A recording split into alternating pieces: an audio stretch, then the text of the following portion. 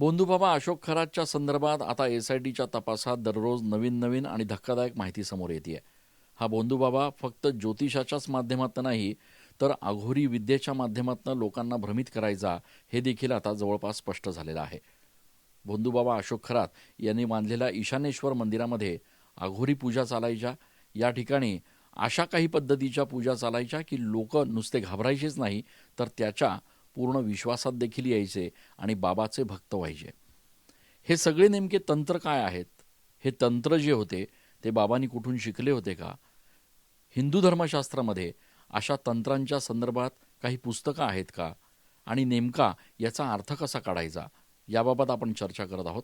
आपल्यासोबत नाशिकचे महंत अनिकेत शास्त्री महाराज आहेत, जे या सगळ्या विषयातले अभ्यासक देखील आहेत आणि एकूणच या सगळ्या धर्मकार्यामध्ये ते गेल्या अनेक वर्षांपासून कार्यरत देखील आहेत.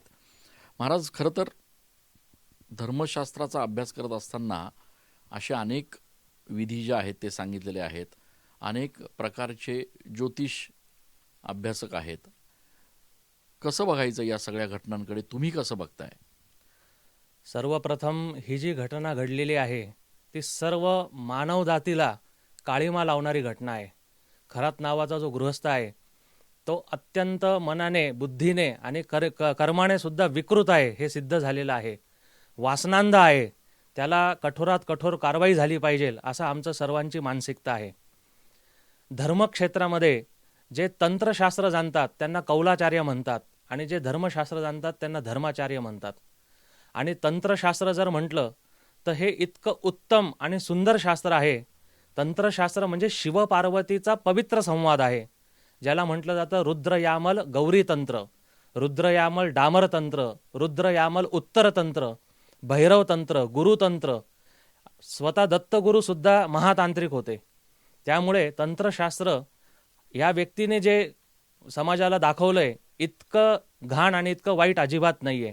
मी तर म्हणेल तंत्रशास्त्राचा धर्मशास्त्राचा खरातचा काडी मात्र सुद्धा संबंध नाहीये. उलट त्याच्या या कृत्यामुळे धर्मशास्त्र तंत्रशास्त्र बदनाम होतंय. धर्मशास्त्रात सांगितलेलं आहे, शक्ती क्रीडा जगत सर्वम यत्र नार्यस्तु पूज्यन्ते रमन्ते तत्र देवता. किती सुंदर वाक्य आहे की जिथे नारीची पूजा होते तिथेच देवता रममाण होतात. आणि हा बोंधू नारींचं शोषण करायचा, आया बहिणींचं शोषण करायचा. इथे कसल्या आल्या देवता? मी तर म्हणेल हे पूर्वजन्मीचे राक्षस आहेत जे या जन्मात परत प्रगट झालेले. याचं उदाहरण म्हणजे काय? धर्मशास्त्रात सांगितलेले देवी भागवत, हरिवंश पुराण आणि भविष्य पुराण की पूर्वम ये राक्षसा राजंस्ते कलौ ब्राह्मणा स्मृताः. या उक्तीचा अर्थ असा आहे की जेव्हा जेव्हा हे राक्षस समाजाचं शोषण करायला कार्यरत होतील तेव्हा तेव्हा ते साधू संत आणि धर्माचा भेष किंवा त्याची धर्माची कुबडी ते वापरतील. याचं उत्तम उदाहरण म्हणजे या नाशिक क्षेत्रामध्ये रावणाचं जे आगमन झालेलं आहे ते बघा, सीता हरण करण्यासाठी कसं झालेलं आहे, साधू भेषमध्ये झालेलं आहे. पण महाराज, या सगळ्या याच्यामध्ये बोंधूबाबा अशोक खरात तपासादरम्यान असं म्हणतो की हे सगळं मी जे महिलांसोबत केलं हे लैंगिक अत्याचार नाही आहे किंवा मी त्यांच्यावर अत्याचार नाही केला, तर हा विधीचाच एक भाग आहे. असा कुठला धर्मशास्त्रात विधी असू शकतो? आपल्या सर्वांची सद्विवेक बुद्धी हेच सांगेल की असा विधीच कुठे नाही आहे. हां, तंत्रशास्त्रामध्ये काही जे विधी आहे ज्याच्यामध्ये आता माझ्याकडे एक ग्रंथ आहे, त्या ग्रंथाचंच नाव आहे योनितंत्र. आता नुसतं हे नाव वाचलं तर साहजिकच प्रत्येकाचा गैरसमज होईल. योनितंत्र म्हणजे कोणत्या गुप्तांगाशी संबंधित आहे का, किंवा तिथे काही धर्मशास्त्रामध्ये काही प्रक्रिया होते का? तर असं नाही आहे. लिंग आणि योनी याचं संस्कृत भाषेमध्ये जर आपण विचार केला तर त्याला चिन्ह असं संबोधलं गेलेलं आहे. तर चिन्हांची पूजा, तर आता धर्मशास्त्रामध्ये अनेक चिन्ह आहे. त्याच्यामध्ये स्वस्तिक आहे, ओम आहे, खड्ग आहे, त्रिशूळ आहे, दशचिन्ह आहे, दशशस्त्रास्त्र आहे आणि हे सर्व देवी धारण करते. त्याच्यामुळे ह्या चिन्हांची पूजा आहे. त्याचबरोबर धर्मशास्त्रामध्ये षोडश संस्कारामध्ये जो संस्कार होतो त्याला गर्भाधान संस्कार म्हणतात. तर हा जो गर्भाधान संस्कार आहे हा प्रजापती देवतेचं आवाहन करून हा पुरुषाने पत्नीबरोबर करावा याचा संस्कार आहे. त्यामुळे धर्मशास्त्राची फार सुंदर आणि पवित्र व्याख्या आहे. पण याला संस्कृतचा स माहीत नाही, धर्माचा ध माहीत नाही, स्वयंघोषित.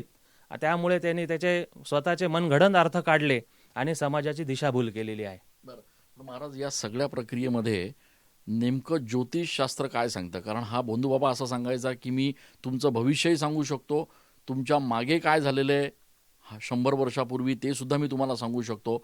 मग ज्योतिषशास्त्र ज्याला आपण म्हणतो त्याचा नेमका आधार काय?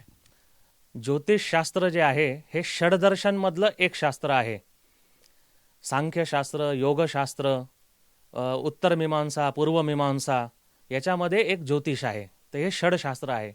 जेव्हा आपण गुरुकुलीय पद्धतीमध्ये, गुरुशिष्य परंपरेमध्ये जेव्हा आपण सर्व वेदाध्ययन करतो, ज्याच्यामध्ये वेद, पुराण, उपनिषद, प्रस्तांत्रयी म्हणजे ब्रह्मसूत्र आणि षडदर्शन, हे जेव्हा आपण पंचसूत्री अभ्यासतो 14 वर्ष गुरुशिष्य परंपरेमध्ये आणि 10 नियम पाळून, ब्रह्मचर्य, सत्य, तप, अहिंसा हे सर्व यमनियम पाळून हे अध्ययन केलं जातं, तेव्हा लक्षात येतं की ज्योतिषशास्त्र काय.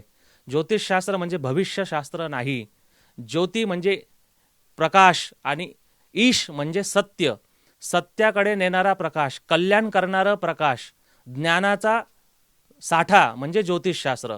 ज्योतिषम वेदानाम चक्षुः, ज्योतिष हे वेदपुरुषाचे डोळे सांगितले. जर ज्योतिष माहीत नसेल, आपल्याला कालज्ञान नसेल, खगोलीय परिस्थिती माहीत नसेल, तर आपण आंधळे आहोत. असं इतकं सुस्पष्ट असं शास्त्र आहे. मनुष्याच्या कल्याणासाठी त्याची निर्मिती झालेली आहे, शोषण करण्यासाठी नाही. ज्योतिषशास्त्रामध्ये अंदाज वर्तविला जातो की येणारा काळ तुमच्यासाठी शुभ आहे की अशुभ आहे, गेलेला काळ तुमच्यासाठी शुभ होता की अशुभ होता, तर गेलेल्या काळामधनं काय शिकलं पाहिजे आणि भविष्याचा वेध घेऊन आपण त्याच्यामध्ये सुधारणा कशी केली पाहिजे, इतकं पवित्र हे ज्योतिषशास्त्र आहे. नाही, पण सर्वसामान्य जे लोक असतात त्यांना ज्योतिष अभ्यासक असतील किंवा आता हे भोंदूबाबा असतील यांच्यामधला फरक कळत नाही, अस्पष्ट असतो. तो कसं समजायचं की कोण खरं आहे कोण खोटं आहे? लोकांची तर दिशाभूलच होते ना. अगदी बरोबर. ज्याप्रमाणे आपण डॉक्टर, इंजिनियर, वकील यांच्या डिग्रीज बघतो, त्यांचा पूर्व इतिहास बघतो, तपासतो, त्याचप्रमाणे धर्मशास्त्रामध्ये सुद्धा ज्यांनी गुरुशिष्य परंपरेमध्ये वेदाध्ययन केलेलं आहे किंवा ज्योतिष संस्था संघ, ज्योतिष परिषद किंवा भारतीय संस्कृत विश्वविद्यालय जे केंद्र सरकारच्या शासित आहे, अशा सगळ्या गोष्टींमधनं ज्यांच्याकडे डिग्री आहे, ज्यांचं परंपरागत अध्ययन झालेलं आहे, त्यांच्याकडे प्रत्येकाने जावं आणि तोच मार्गदर्शन करण्यास योग्य आहे. त्याचबरोबर आपण सनातन वैदिक हिंदू धर्मामध्ये जन्माला आलेलो आहोत, तर मी तर हे आवाहन करेल समाजाला की धर्मसिंधू, निर्णय सिंधू आणि श्रीमद भगवद्गीता किमान हे 3 ग्रंथ आपल्या प्रत्येकाच्या घरी असले पाहिजे आणि ते प्रत्येक सनातनी हिंदूंनी ते अभ्यासले पाहिजे. म्हणजे आपली दिशाभूल होणार नाही आणि कोणीही आपलं असं शोषण करणार नाही. खूप खूप धन्यवाद महाराज. आपण बघतोय की या ठिकाणी हिंदू धर्मशास्त्रामध्ये असे तंत्र असलेले अनेक पुस्तकं आहेत, अनेक ग्रंथ आहेत. मात्र या तंत्रांचा वापर हा अशा पद्धतीनं कुठे चुकीचं काम करण्यासाठी नाही, तर दिशा देण्यासाठी वापरला जातो, हे या ठिकाणी स्पष्ट होत आहे.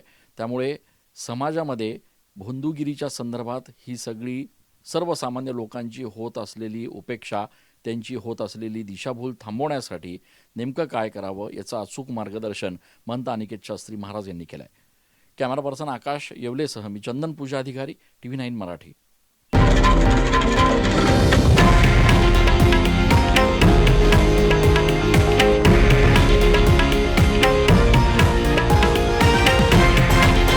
हे आहे देशातील नंबर 1 न्यूज नेटवर्क आणि आपण पाहत आहात TV9 मराठी, एकमेव.